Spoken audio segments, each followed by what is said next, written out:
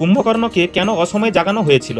কুম্ভকর্ণ একজন দানব হলেও তার আচরণ ছিল অত্যন্ত ভালো। কুম্ভকর্ণ 6 মাস ধরে ঘুমাতেন এবং একদিন জাগতেন। ঘুম থেকে উঠে হাতের কাছে যা পেতেন তাই খেয়ে ফেলতেন। কুম্ভকর্ণ 6 মাস গভীর ঘুমে যখন আচরণ থাকতেন তখন তার আগে কেউ তাকে জাগাতে সক্ষম হতো না।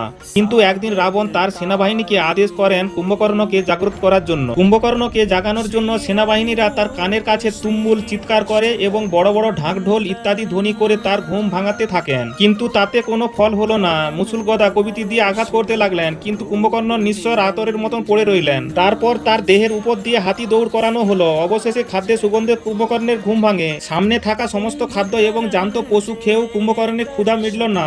কুম্ভকর্ণ বলেন, কেন আমাকে অসময়ে জাগানো হয়েছে? সেনাবাহিনীরা বলে, যখন আপনি গভীর ঘুমে আচ্ছন্ন ছিলেন তখন রাম এবং রাবণের যুদ্ধ শুরু হয়েছিল। সেই কারণে লঙ্কাপতি রাবণ অসময়ে আপনাকে জাগ্রত করার আদেশ দিয়েছেন। তাই বন্ধুরা, হৃদয় থেকে কমেন্টে জয় শ্রীরাম অবশ্যই